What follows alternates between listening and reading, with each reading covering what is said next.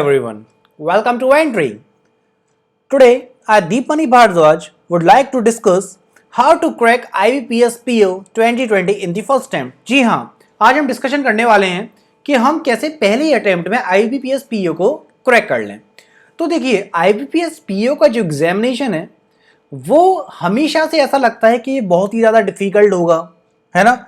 इसमें केवल वो लोग जो कि बहुत टाइम से प्रिपरेशन कर रहे हैं वही क्रैक कर सकते हैं, लेकिन नहीं, ऐसा नहीं है। क्योंकि देखिए, अगर आप किसी भी चीज़ को अगर प्रॉपर वे में फॉलो कर रहे हैं या फिर आपने एक प्रोसीजरल अप्रोच रख रखी है तो आपके लिए कोई भी चीज़ नामुमकिन नहीं है। क्योंकि आसान भाषा में अगर कहें तो देखिए, जो बच्चे IPS PO एग्जामिनेशन क्रैक कर रहे हैं वो ऐसा नहीं है कि मार्स से आए या मून से आए हैं, सारे के सारे यहीं के रहने वाले हैं, धरती के ही है ना।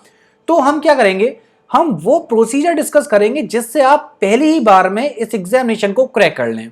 तो स्टार्ट करते हैं अपना टॉपिक। तो देखिए, IPS PO प्रीलिम्स की डेट पहले से डिसाइड हो चुकी है और वो जो डिसाइडेड डेट है वो है आपकी 3rd, 10th और 11th अक्टूबर, है ना। और जबकि मेंस की जो डेट डिसाइडेड हुई है वो है 28 नवंबर।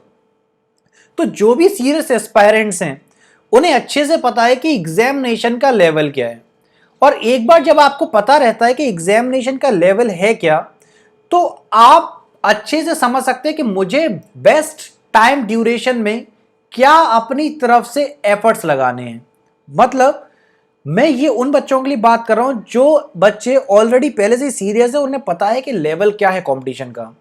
लेकिन जो लोग अभी अभी आए हैं, जिन्होंने जस्ट अभी फॉर्म भरा है और पहली बार अटेम्प्ट कर रहे हैं, और अगर वो ये सोच रहे हैं कि क्या ऐसा पॉसिबल है कि एक ही बार में अटेम्प्ट में क्लियर हो जाए एग्जाम, तो बिल्कुल ऐसा बिल्कुल पॉसिबल है। और ऐसा कई लोगों ने एग्जामिनेशन क्रैक किया भी है, मेरे ही कैंडिडेट्स ने क्रैक किया है ना। तो मैं आपको बताता हूं कि वो इतना आसान कैसे है कि आपका पहली अटेम्प्ट में एग्जामिनेशन क्रैक हो जाए, और इतना डिफिकल्ट उन लोगों के लिए कैसे है कि जो काफी टाइम से प्रिपरेशन कर रहे हैं फिर भी एग्जामिनेशन क्रैक नहीं कर पा रहे हैं। तो देखिए, सबसे पहली बात तो IPS PO कोई डिफिकल्ट एग्जाम नहीं है। तो पहली चीज तो दिमाग से निकाल दीजिए कि इसमें कोई डिफिकल्टी है। It's not a difficult exam, ठीक है। बस अगर आप इसके सिलेबस में एक बार नजर मारें तो आपको पता लगेगा कि इसका सिलेबस है ना वो बेसिक हाई स्कूल के लेवल का है। मतलब आपने जो 10th पास की थी, बेसिक मैक्सिमम आपका वही पार्ट कवर अप हो रहा है। तो बस जो दिक्कत है उन लोगों के लिए जो काफी टाइम से प्रिपरेशन कर रहे हैं, केवल और केवल आपकी प्रॉपर स्टडी प्लानिंग नहीं है। मतलब वो लोग केवल और केवल वहां दिक्कत खा रहे हैं जहां पर उनकी अपने हिसाब से प्लानिंग चल रही थी। तो हम वो डिस्कस करेंगे कि परफेक्ट स्टडी प्लान क्या रहने वाला है ना। लेकिन वो डिस्कस करने से पहले जरा समझ लें कि एग्जामिनेशन का पैटर्न क्या रहता है। तो देखिए, सबसे पहले IPS PO के एग्जामिनेशन पैटर्न को समझने से पहले अगर मैं ये बता दूं कि आपका प्रोसीजर, सिलेक्शन प्रोसीजर क्या रहने वाला है, तो ज्यादा बेटर होगा। क्योंकि जब तक आपको सिलेक्शन प्रोसीजर का आइडिया नहीं लगेगा तब तक आप प्रिपरेशन प्लानिंग ही नहीं कर सकते। तो देखिए, IPS PO का जो एग्जामिनेशन है वो 3 स्टेजेस में होता है। पहली स्टेज आपकी प्रीलिम्स की, फिर आता है मेंस, और फाइनली आता है आपका पर्सनल इंटरव्यू। और पहले स्टेज में मतलब आपके प्रीलिम्स में 3 सेक्शन होने वाले हैं। कौन कौन सा? इंग्लिश, क्वांटिटेटिव एप्टीट्यूड और रीजनिंग एबिलिटी। और जो लोग ये प्रीलिम्स क्वालिफाई कर लेते हैं उसके बाद उन्हें मौका मिलता है मेंस में जाने का, जिसके बाद वो फाइनली इंटरव्यू क्रैक करते हैं, ठीक है। तो एग्जामिनेशन पैटर्न की अगर बात कर लूं तो प्री की तो मैंने डिस्कशन कर ही लिया। अब मेंस में क्या होता है? मेंस में आता है आपका ऑब्जेक्टिव टेस्ट और डिस्क्रिप्टिव टेस्ट दोनों। ऑब्जेक्टिव टेस्ट में आपके 4 सेक्शन है, जैसे कि आपके प्रीलिम्स में 3 थे। यहां पर 4 सेक्शन में क्या क्या आ गया? English, data analysis and interpretation, reasoning and computer aptitude. मतलब यहां पर रीजनिंग और कंप्यूटर अब कंबाइंड फॉर्म में आता है। पहले कंप्यूटर आपका अलग भी था, अब कंबाइंड फॉर्म में है। और फिर आता है आपका जनरल अवेयरनेस, जिसमें आपके आपके करंट अफेयर रिलेटेड इश्यूज भी आते हैं, है ना। और डिस्क्रिप्टिव टेस्ट में क्या होगा? डिस्क्रिप्टिव टेस्ट में आपका इंग्लिश लैंग्वेज में आपका लेटर राइटिंग और ऐसे होता है, ठीक है। तो कैंडिडेट्स जो मेंस भी क्लियर कर लेते हैं उनको बुलाया जाता है पर्सनल इंटरव्यू में। और एक सबसे इंपॉर्टेंट चीज जहां पर बच्चों को डाउट रहता है, देखिए, जो आपका फाइनल सिलेक्शन होगा वो आपका केवल और केवल मेंस और पर्सनल इंटरव्यू के बेसिस पे होता है। तो आप कहेंगे फिर वो प्री का क्या था? तो प्रीलिम्स आपका केवल और केवल एक गेट क्राइटेरिया की तरह है कि आपने बस यहाँ पे दरवाजा ओपन कर लिया जिससे आप मेंस में चले गए, और मेंस का स्कोर अच्छा लेने के बाद आपने पर्सनल इंटरव्यू दिया और इन दोनों के कंबाइंड स्कोर के हिसाब से आपका सिलेक्शन हो गया। फाइन। तो प्लीज रिमेंबर, मेंस और पर्सनल इंटरव्यू सबसे इंपॉर्टेंट है। नो डाउट प्री भी इंपॉर्टेंट है क्योंकि गेट तो आपका यहीं से ओपन होगा, बट अगर बात कर लें सिलेक्शन की तो आपका ये दो चीज इंपॉर्टेंट रोल प्ले करती हैं। फाइन। तो ऐसा ना सोचे कि अगर प्रीलिम्स क्रैक हो गया तो our work is done. No, you have to prepare for mains and personal interview both. Clear. अब बढ़ते हैं आगे। देखिए, अब मैं आपके साथ वो स्टेप्स डिस्कस करूंगा जिससे आप इजीली अपना एक एक चीज समझ पाए, जिससे मुझे स्टेप बाय स्टेप करना क्या है, जिससे मैं इजीली पहली बार में आईपीएस एग्जामिनेशन क्रैक कर लूं। तो देखिए, सबसे पहली स्टेप होनी चाहिए हमारी टाइम टेबल क्रिएशन, क्योंकि जब तक हम टाइम टेबल अपना क्रिएट नहीं करेंगे तो हमें नहीं पता होगा कि क्या हम राइट डायरेक्शन में जा रहे हैं, क्या मैं सही टाइम पर सही चीज पढ़ रहा हूं। तो सबसे पहली जो इंपॉर्टेंट चीज है वो है टाइम टेबल क्रिएशन। और एक बार आपने आईपीएस पीयू का सिलेबस देख लिया, और आपने सिलेबस देखना ही नहीं है, आपको यह भी पता करना है कि उसमें से क्या चीज डिफिकल्ट है और क्या चीज इजी है, जिससे मैं उसे नोट डाउन कर लूं और उसके बाद एक ऐसा रियलिस्टिक टाइम टेबल बनाऊं जो कि मैं फॉलो कर सकता हूं। ये वर्ड रियलिस्टिक टाइम टेबल मैंने इसलिए यूज किया क्योंकि टाइम टेबल एक वो भी बनाया जाता है कि देखिए मैं ऐसा कर लूंगा, मैं वैसा कर लूंगा, और 4 दिन के बाद या 5 दिन के बाद लगता है नहीं यार ये थोड़ा सा हेक्टिक शेड्यूल हो गया। तो उस चीज से मुझे बचकर रहना है, मैं ऐसा टाइम टेबल क्रिएट करूं जो कि मैं फॉलो भी कर पाऊं, है ना। और जब मेरा रियलिस्टिक टाइम टेबल क्रिएट हो जाए तो मैं क्या करूंगा, सेपरेट सेपरेट टाइम स्लॉट्स रखूंगा हर एक सेक्शन के लिए। ठीक है। अब हर एक सेक्शन के लिए जब मैंने अपना टाइम पीरियड दे दिया है तो उस टाइम पीरियड के अलावा मुझे अपना रीडिंग और लर्निंग के भी अपना अलग से टाइम पीरियड देना है, जिसमें मैं क्या कर सकता हूं, मैं यहां पर रीडिंग के तौर पर अपना नए नए कॉन्सेप्ट्स भी पढ़ूंगा अपने पर्टिकुलर सब्जेक्ट के, और साथ में मैं यूज करने वाला हूं न्यूज़पेपर। अब आप कहेंगे प्रीलिम्स में तो इसका कोई यूज ही नहीं है, लेकिन आप अच्छे से जानते हैं कि जब तक आपके करंट अफेयर्स क्लियर नहीं है आपका जनरल अवेयरनेस वाला सेक्शन वीक रहेगा, और वीकनेस हमें रखनी नहीं है ना। तो आप नए नए कॉन्सेप्ट तो पढ़ेंगे ही, साथ में आपको न्यूज़पेपर भी डेली बेसिस पे पढ़ना होगा, क्योंकि आप अच्छे से जानते हैं लास्ट 6 मंथ्स के करंट अफेयर्स बहुत इंपॉर्टेंट है। अब नए नए कॉन्सेप्ट पढ़ने के अलावा मैं क्या करूंगा, मैं प्रैक्टिस पेपर सॉल्व करूंगा और रिवीजन करूंगा। तो इस टाइम पर जो सबसे ज्यादा फोकस करना है वो मुझे 3 सेक्शंस पे करने हैं जो कि मेरे प्रीलिम्स में आने वाले हैं। बट प्रीलिम्स के अलावा मैं अपने करंट अफेयर्स भी स्ट्रॉन्ग करता रहूंगा। क्लियर। तो डेली बेसिस पर मैं न्यूज़पेपर पढ़ूंगा। सेकंड स्टेप पर आने से पहले एक चीज और, ओके, मैं डेली बेसिस पे 2 घंटे एक्स्ट्रा रखूंगा मेंस एग्जामिनेशन की तैयारी के लिए, जो जैसा कि मैंने अभी आपको कहा, क्या उसमें मैं न्यूज़पेपर पढ़ूंगा, और न्यूज़पेपर के अलावा अपनी इंग्लिश स्ट्रॉन्ग करने के लिए मैं इंग्लिश के न्यूज चैनल्स भी देखूंगा। इससे मेरी 2 चीजें होने वाली हैं, एक तो मेरा जनरल अवेयरनेस का सेक्शन स्ट्रांग होगा, साथ में मेरी इंग्लिश भी स्ट्रांग होगी। फाइन। अब मुझे अपने दिमाग में अपना डेली रूटीन रखना है, मेरी ज़रूरतें क्या हैं, मेरी स्ट्रेंथ क्या है, मेरी वीकनेस क्या है, ये सारी की सारी चीज़ें मैं सोच कर रखूंगा जब मैं अपना टाइम टेबल बना रहा हूं। और स्टार्टिंग में मैं क्या करूंगा, सबसे ज़्यादा टाइम मैं अपने वीकर सेक्शंस पे दूंगा, क्योंकि वीकर सेक्शन वाला जो है ना, वो अगर एक बार अपना पॉइंट स्ट्रांग हो गया तो फिर एक फ्लो बन जाता है, जिससे आप इजीली किसी भी चीज में कॉन्फिडेंस गेन करते हुए आगे बढ़ सकते हैं। ठीक है। तो मैं अपना जब टाइम टेबल क्रिएट करूंगा तो मैं इन बेसिक चीजों का ध्यान रखूंगा कि मेरी वीकनेस क्या है, स्ट्रेंथ्स क्या है, मेरी जरूरतें क्या है, मेरा डेली का रूटीन क्या रहता है। फाइन। तो ये तो बात हो गई अपने टाइम टेबल क्रिएशन की। अब हम बात करेंगे अपने कॉन्सेप्ट क्लियर करने की। तो सेकेंड जो स्टेप है वो है मेरा कि मुझे अपने बेसिक्स बहुत स्ट्रांग रखने हैं। जब मेरे बेसिक्स स्ट्रांग रहेंगे ना तो मुझे इस चीज की जरूरत नहीं पड़ेगी, डेट इज शॉर्ट ट्रिक। कई लोग कहते हैं कि भाई सिलेक्शन के लिए शॉर्ट ट्रिक जरूरी है। नो डाउट, आपको कम से कम समय में एग्जामिनेशन क्रैक करना है, लेकिन सारी शॉर्ट ट्रिक याद नहीं की जा सकती।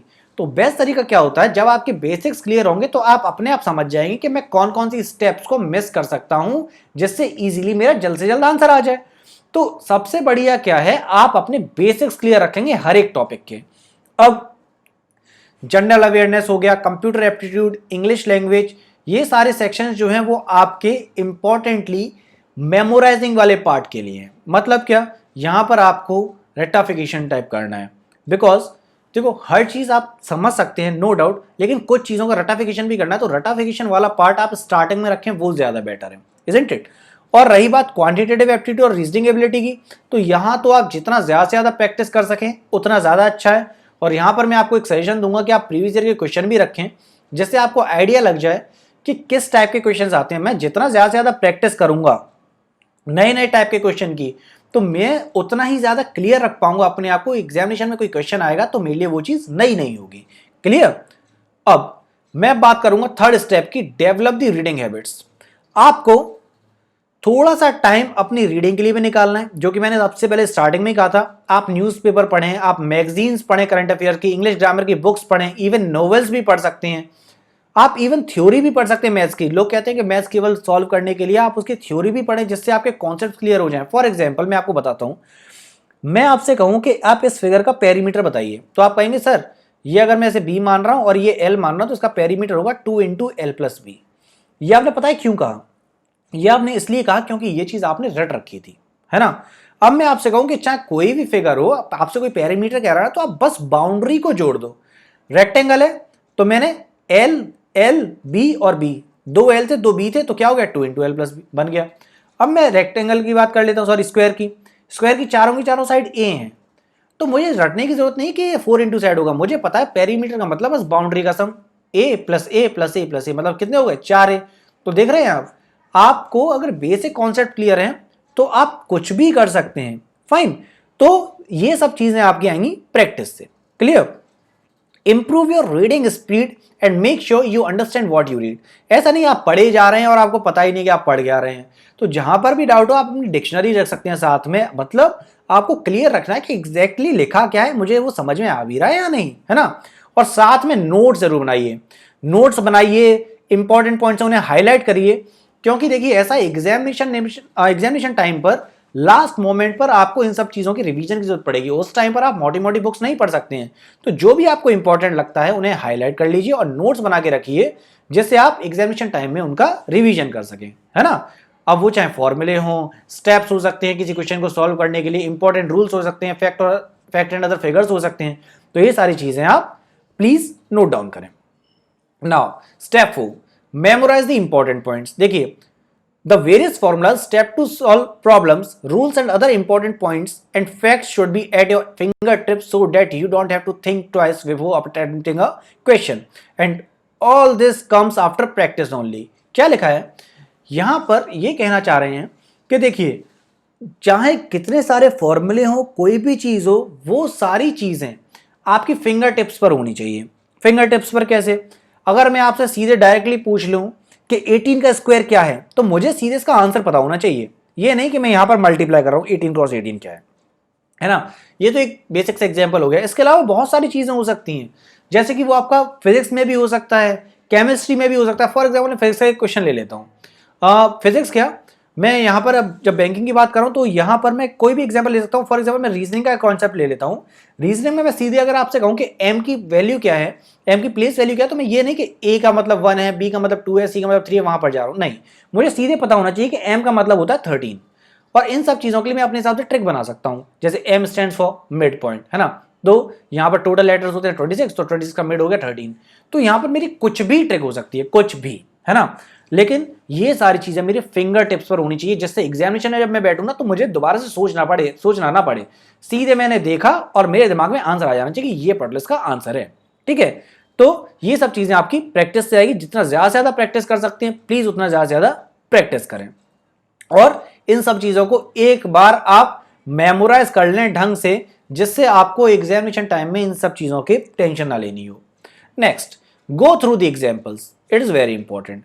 देखिए जब आप एग्जामिनेशन में बैठते हैं और अगर आप किसी चीज के एग्जाम्पल को अगर आप देख चुके हैं, है ना, तो आपके लिए कोई भी टॉपिक बड़ा आसान हो जाता है। देखिए, going through an example problem for every topic you will give you an idea about the type of question asked in the examination as well as how to approach them. Do not go with the solution of the books, solve them yourself with the best method. यहां पर क्या किया गया है, आपके जैसे book में सीधे सीधे एक्सरसाइज दे रखी है, तो आप एक्सरसाइज देने से पहले, उससे पहले आप एग्जाम्पल के क्वेश्चंस भी देखें। अब एग्जाम्पल क्वेश्चंस का मतलब क्या, पहले सॉल्यूशन दे रखा होता है, आप उसे ट्राई करिए कि ये कहना क्या चाह रहा है, आप उसे समझिए। और जब आप उन एग्जाम्पल्स के सॉल्व करने का जब आप एक्सरसाइज पर जा रहे हैं तो आप एक्सरसाइज को सॉल्व करते समय एग्जाम्पल क्वेश्चंस का आइडिया ले सकते हैं उन्होंने कैसे कराया। अब ये नहीं कि आप बुक के एग्जैक्ट मेथड को कॉपी कर रहे हैं, आप बस समझ लीजिए क्या कहना चाह रहा है। आप फिर फैकल्टी की भी हेल्प लीजिए कि टीचर ने हमें किस तरीके से नए तरीके से पढ़ाया, और फिर अपने हिसाब से आप सवाल लगाने की कोशिश करिए। यहां से क्या होगा, आप कई स्टेप्स मिस कर देंगे जिससे आपका आंसर जल्दी आ जाएगा और यही चीज आपकी शॉर्ट ट्रिक के फॉर्म में भी क्रिएट हो जाएगी। ठीक है, अब जब आप ऐसा करेंगे तो आपको अलग अलग टाइप के क्वेश्चंस भी मिलेंगे।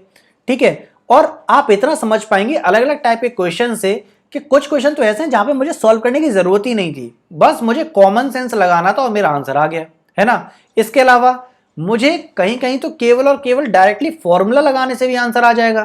ठीक, कई जगह तो ऐसा होगा कि मुझे जरूरत ही नहीं है ना फॉर्मूला लगाने की ना बेसिक कुछ देखने की, बस मैं कुछ अपने हिसाब से ट्रिक तैयार करके रहाऊंगा कि प्लस माइनस अगर साइन है तो ये हो जाएगा, प्लस प्लस साइन है तो ये हो जाएगा, और डायरेक्टली मेरा आंसर आ जाएगा। वो सारी चीजें आपकी प्रैक्टिस चाहिए, तो प्लीज एग्जाम्पल क्वेश्चंस को पहले जरूर करें, उसके बाद फिर आप आगे बढ़ें। क्लियर। अगली step, solve practice questions. Example question solve करने के बाद अब आप आएंगे आईपीएस पीओ के प्रैक्टिस क्वेश्चन पे। इससे क्या होगा, इससे मुझे मेरे प्रॉब्लम सॉल्विंग एबिलिटीज के बारे में पता लगेगा कि मैं कितना टाइम लेता हूं और धीरे धीरे वो इंप्रूव होगी। और जब मेरी प्रॉब्लम सॉल्विंग कैपेसिटी बढ़ेगी तो मुझे पता लगेगा कि मैं ना मैक्सिमम क्वेश्चंस अटेम्प्ट कर पा रहा हूं उस पर्टिकुलर फिक्स टाइम में। और जब मुझे पता लग जाएगा कि उस पर्टिकुलर फिक्स टाइम में मैं इतने क्वेश्चंस कर पा रहा हूं, अब मैं मैक्सिमम क्वेश्चन अटेम्प्ट कर पाऊंगा जिसमें मैक्सिमम एक्यूरेसी के साथ सही आंसर जाने वाले हैं। ठीक है, और मुझे साथ में यह भी पता होगा कि ये जो क्वेश्चन है ना, ये पर्टिकुलर क्वेश्चन मुझसे टाइम ले लेगा, तो मैं क्या करूंगा, जब मेरे पास पूरा सेक्शन अटेम्प्ट हो जाएगा तो मैं लास्ट में आके इस क्वेश्चन का इस्तेमाल कर सकता हूं या मैं उसे बाद में रिव्यू कर सकता हूं। तो ये सब चीजें जो आएंगी ना, ये केवल और केवल प्रैक्टिस से आएंगी। और ये प्रैक्टिस आप कहां से करेंगे, ये ऑफलाइन मोड पे जाके नहीं होगा, ये आपको ऑनलाइन एग्जामिनेशन देना होगा। ऑनलाइन एग्जामिनेशन जो कि आप यहाँ पे अपनी एप्लीकेशन पे भी ले सकते हैं, एंट्री की एप्लीकेशन पर आप ऑनलाइन टेस्ट दे सकते हैं। बहुत से टेस्ट आपके फ्री ऑफ कॉस्ट भी हैं, है ना। चलिए, 7वीं step, improve your time management. Time management बहुत ज्यादा इंपॉर्टेंट है, जैसा कि हम अभी डिस्कस कर रहे थे। देखिए क्या है, एग्जामिनेशन का जो क्वेश्चन लेवल है ना, वो चैलेंजिंग नहीं है। चैलेंजिंग क्या है, आपका टाइम ड्यूरेशन। टाइम ड्यूरेशन बहुत ही ज्यादा इंपॉर्टेंट रोल करता है। कैसे, ये इंपॉर्टेंट रोल इसलिए प्ले कर रहा है क्योंकि प्रीलिम्स में आप जानते हैं कि 100 क्वेश्चंस आपको सॉल्व करने हैं 1 घंटे में, और 1 घंटे का मतलब कितना है, 60 मिनट। अब आप 60 मिनट से 100 क्वेश्चन कंपेयर करके देखिए, आपको एक क्वेश्चन के लिए 1 मिनट भी नहीं मिल रहा है ना। अब मेंस की बात कर लेते हैं, एक तो 57 क्वेश्चन है और टाइम पीरियड है 3 घंटे 30 मिनट। अब आप यहां देख रहे हैं कि आपको सारे के सारे क्वेश्चन जब अटेम्प्ट करने हैं तो आपके पास लिमिटेड टाइम पीरियड है ना। तो इस लिमिटेड टाइम पीरियड में मुझे बेस्ट टाइम मैनेजमेंट स्किल्स चाहिए, और इस स्किल से ही मैं बैलेंस बना पाऊंगा अपनी स्पीड और एक्यूरेसी में, जो कि केवल और केवल टाइम बाउंड प्रैक्टिस से आ सकती है। मतलब या तो मैं स्टॉप वॉच रख लूं, या फिर मैं मेंस एग्जामिनेशन मतलब यहां पर अपने एप्लीकेशन पे ऐसे एग्जामिनेशन दूं जैसे कि मैं अपना एग्जामिनेशन सेंटर पे बैठा हुआ हूं। ठीक है, तो आप टाइम मैनेजमेंट जरूर सीख लें क्योंकि ये बहुत इंपॉर्टेंट रोल प्ले करने वाला है। अब जैसे जैसे आप ये प्रैक्टिस करेंगे क्वेश्चंस की, ठीक है, तो आपको एक हैबिट बन जानी चाहिए कि मैं ये देखता जाऊं कि मुझे कितना टाइम लग रहा है उस पर्टिकुलर क्वेश्चन को सॉल्व करने में, और किस तरीके से मैं उस टाइम को कंट्रोल कर सकता हूं। तो बेस्ट पार्ट क्या है, जैसा भी मैंने बताया, स्टॉप वॉच का यूज कर सकते हैं। ठीक है, और एक एक क्वेश्चन में अगर आपको लग रहा है कि यहां पर टाइम ज्यादा लग रहा है, तो देखिए हर क्वेश्चन आपका 10 सेकंड में नहीं हो सकता और हर क्वेश्चन आपका 2 सेकंड में भी नहीं हो सकता। तो इट डिपेंड्स कि क्वेश्चन किस लेवल का है, और वो लेवल आपको कैसे पता लगेगा, वो लेवल आपको केवल तभी पता लग पाएगा जब आप ज्यादा से ज्यादा क्वेश्चंस सॉल्व करेंगे। तो टाइम मैनेजमेंट आप जरूर सीखिए। अब टेक मॉक टेस्ट। अब आईपीएस के पीओ के मॉक टेस्ट रेगुलर बेसिस पे देना बहुत ज्यादा जरूरी है। क्यों, क्योंकि इससे आपको यह पता लगेगा कि पैटर्न किस टाइप का है एग्जामिनेशन का और लेवल किस टाइप का है। जब मुझे पता लग जाएगा कि इसमें इंपॉर्टेंट टॉपिक्स क्या क्या हैं और मैं कहां पर वीक हूं, तो मैं उसी हिसाब से अपनी तैयारी कर सकता हूं। अब जब मुझे पता लग जाएगा कि ये पर्टिकुलर टॉपिक में वीक हूं, तो मैं पहले तो उसे स्ट्रॉन्ग करूंगा, साथ में एक अपनी स्मार्ट स्ट्रेटजी भी बनाऊंगा जहां पर मुझे पता लगेगा कि ये पर्टिकुलर क्वेश्चंस जो है ना ये बहुत आते हैं एग्जामिनेशन में, ये बहुत कम आते हैं, तो मैं अपनी तैयारी कुछ उस लेवल पे भी रख सकता हूं। तो सबसे क्या बढ़िया क्या है कि मैं अपने आप को कुछ इस तरीके से जज कर लूं कि मैं मैक्सिमम क्वेश्चंस कैसे अटेम्प्ट कर लूं कम से कम टाइम में, और कितने क्वेश्चंस मेरे नेगेटिव हो रहे हैं तो मैं उस नेगेटिव मार्क्स को मिनिमम से मिनिमम कर पाऊं। और ये कैसे होगा, ये सिर्फ और सिर्फ मॉक टेस्ट देने के बाद ही होने वाला है। तो जैसे ही आप पूरा का पूरा सिलेबस फिनिश कर लें, आप मॉक टेस्ट देना स्टार्ट कर लें, जिससे आप अपनी वीकनेस को इंप्रूव कर पाएंगे और आपकी जो ओवरऑल टेस्ट टेकिंग स्ट्रेटजी है उसको आप जज कर पाएंगे। और ये टेस्ट टेकिंग स्ट्रेटजी आपको कैसे पता लगेगी, ये आप दे सकते हैं जो कि टेस्ट आपके अवेलेबल हैं एंट्री एप्लीकेशन पर। तो प्लीज एंट्री एप्लीकेशन का इस्तेमाल करें जहां पर हम आपको मॉक टेस्ट दे रहे हैं। और अभी तो हम at present live IPS RRB mock test free of cost भी दे रहे हैं, जो कि सुबह 10 बजे आता है ना। सबसे इंपॉर्टेंट चीज, रिवाइज जरूर करते रहे रेगुलरली, क्योंकि रिवाइज अगर नहीं करेंगे तो एक लिमिट के बाद वो चीज आपको परेशान कर सकती है। मैं बहुत छोटा सा एग्जांपल लूंगा। अगर आप कभी किसी पेड़ को काटने जा रहे हैं, वैसे trees cutting is not good because वही है जो कुछ है अपने लिए, है ना, लेकिन मैं आपको एग्जांपल दे रहा हूं। अगर आप कभी ट्री कटिंग के लिए जा रहे हैं और अगर आप अपनी कुल्हाड़ी को घिस नहीं रहे हैं तो इतना समझ लीजिएगा कि वो आपका पेड़ एक बार में नहीं कटेगा। क्लियर? तो आपको प्रैक्टिस बहुत जरूरी है, प्रैक्टिस आपकी बनी रहनी चाहिए। भले ही आप कॉन्फिडेंट फील कर रहे हैं पर्टिकुलर टॉपिक या सब्जेक्ट में, फिर भी आप उसका रिवीजन रेगुलर बेसिस पे करिए, नहीं तो आप भूल जाएंगे। कई बार ऐसा एग्जामिनेशन में होता है कि मुझे लगता है अरे ये चीज तो मुझे आती थी लेकिन अभी नहीं आ रही है, और उससे बड़ा दुख कुछ नहीं होता है, और उस दुख की वजह से आगे के आते हुए क्वेश्चंस भी चले जाते हैं। क्लियर? तो प्लीज रेगुलर रिवीजन बनाए रखिए पूरे सिलेबस का, क्योंकि ये बहुत ही ज्यादा इंपॉर्टेंट पार्ट है आपकी प्लानिंग में। क्लियर? तो अब आप समझ चुके हैं कि आपकी ये जो स्टेप्स हैं, 9 स्टेप्स मैंने डिस्कस की, ये बहुत इंपॉर्टेंट है आपका, जिससे आप एक ही बार में आईपीएस पीयू का एग्जामिनेशन क्रैक कर सकें और अभी आपके पास जो टाइम बचा है उसका बेस्ट यूटिलाइजेशन कर सकें। तो आप आईपीएस पीयू का सिलेबस जल्दी से जल्दी खत्म करने की कोशिश करें। जल्दी जल्दी इन द सेंस ये नहीं कि आपने बस पढ़ा और खत्म कर दिया, प्रॉपर वे में कि आपको समझ में आ जाए। इन सभी स्टेप्स का प्रॉपर वे में फॉलो करें और मॉक टेस्ट जरूर दें। क्लियर? एक चीज और बहुत ही ज्यादा इंपॉर्टेंट है, एग्जामिनेशन देने से पहले बच्चे ये सोचते हैं कि एक दिन पहले मैं क्या करूं। तो देखिए, सबसे इंपॉर्टेंट चीज, एक दिन पहले कोई भी चीज आपको नई नहीं पढ़नी है, बिल्कुल नहीं नई चीज पढ़नी है। आप हेल्दी खाना खाइए, अच्छे से पानी पीजिए और सबसे इंपॉर्टेंट अच्छी नींद लीजिए। कम से कम आपकी 7 घंटे की नींद हो, जिससे क्या होगा कि आपकी स्लीप साइकिल अगर आपकी अभी तक चल रही है कि आप केवल 2 घंटे सो रहे थे, 3 घंटे सो रहे थे, ऐसा ना हो, नींद पूरी कंप्लीट रखिएगा। इससे क्या होगा, जब आप एग्जामिनेशन में बैठे होंगे सेंटर पे, एग्जामिनेशन सेंटर पर आपको कहीं नींद ना आए, है ना। तो उन सभी चीजों से बचने के लिए लास्ट मोमेंट पर खुश रहें, हेल्दी रहें, और बेस्ट तरीका क्या है, अच्छे से खाना खाएं, अच्छे से पानी पिएं और मैक्सिमम टाइम आप सोने में दें। लेकिन ये लास्ट डे की बात चल रही है, अभी तो आपको प्रैक्टिस करनी है मैक्सिमम से मैक्सिमम, है ना। तो ये सभी चीजें आप फॉलो करें, आपका पक्का पहले अटेम्प्ट में एग्जामिनेशन क्रैक होगा। और तैयारी के साथ साथ आप एंट्री एप्लीकेशन का यूज करें, जिससे आप वहां पर टेस्ट दे सकते हैं और अपने आप को देख सकते हैं कि कैसे कैसे आपकी रैंक बूस्टअप होती है। तो आप जुड़े रहें एंट्री के साथ, और आपके लिए कमेंट सेक्शन अवेलेबल है। अगर आपको कोई भी डाउट है तो प्लीज डू कमेंट, जिससे हम आपको कोई भी डाउट्स हैं उन्हें क्लियर कर सकें। So thanking you for watching this video. Thanks a lot.